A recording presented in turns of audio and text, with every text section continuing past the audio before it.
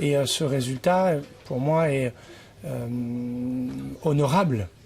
Et il est le fruit d'une campagne sur des valeurs, celles d'un homme de gauche, des idées pour l'avenir de Montpellier que j'ai formulées sans polémique, sans coup bas, dans le respect, en m'adressant à l'intelligence des Montpelliérains et des Montpelliéraines, en essayant de dire, le candidat que je suis, voilà le maire que je veux être. Un candidat responsable, pour être un maire responsable, un maire qui sait dialoguer, même si les gens n'ont pas forcément la même opinion que moi, nous pouvons faire ensemble. Montpellier a besoin d'une gouvernance apaisée, qui sort et qui rompt, qui change par rapport à celle du maire sortant, qui a souvent cultivé les polémiques, les conflits avec la région, le département, avec les maires de l'intercommunalité. Je crois aussi que Montpellier, et j'ai formulé de nombreuses propositions, doit entrer dans la transition écologique, qui est une formidable opportunité pour nos entreprises, mais aussi pour notre qualité de vie et surtout l'avenir de nos enfants. Montpellier doit aussi être rééquilibré. Il faut qu'on prenne davantage soin des quartiers. C'est ce que j'ai inlassablement expliqué dans cette campagne électorale. Et je crois que quand on s'adresse à l'intelligence des citoyens et des citoyennes, eh bien, ils vous le rendent bien.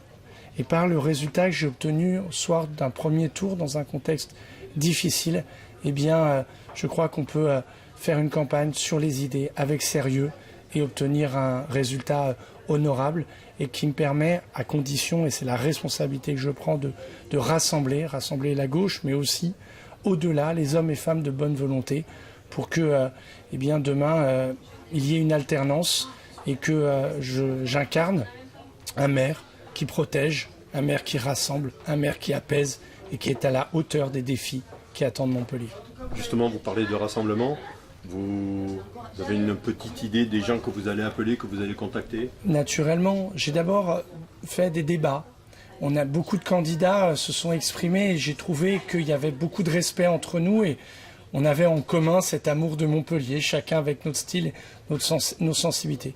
Je vais naturellement me tourner vers les écologistes et les hommes et femmes de gauche qui sont engagés, mais au-delà. Parce que nous ne pouvons pas, c'est plus un camp contre un autre. Chacun a ses valeurs et ses idées. Mais si nous ne retroussons pas nos manches, nous n'essayons pas de faire ensemble, nous ne nous en sortirons pas. Montpellier a besoin de rassemblement. Et c'est cela que je veux porter. Montpellier a besoin d'unité. Et la première des unités que nous devons incarner dans les heures qui viennent, c'est aux côtés de tous ceux qui luttent contre cette pandémie. Les autorités sanitaires, les soignants, les chefs d'entreprise qui sont affectés par la crise, les gens de la culture qui vont être en difficulté. Il faut qu'on soit en situation de rassemblement. Et c'est cela que je veux aussi porter dans la configuration d'un second tour qui aura lieu selon les décisions du chef de l'État.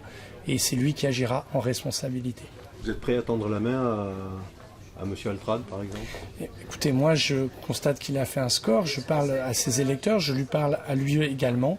Nous avons vocation à faire pour Montpellier. Il est président d'un club de rugby. Si demain je suis maire, je ne vais pas faire contre lui. Je veux sortir de ce climat qui a été une défiance permanente envers les uns et les autres. C'est ce qu'a incarné le maire actuel. Moi, je veux apaiser, rassembler. Je veux qu'on se mette au travail sérieusement pour l'avenir de Montpellier face au changement climatique, face aux défis de l'emploi, pour que notre ville redevienne une ville vers laquelle les regards se tournent, parce que nous inventons, parce que nous trouvons des solutions en matière de transport, en matière de cohésion sociale, en matière de politique éducative. Voilà ce qui m'anime.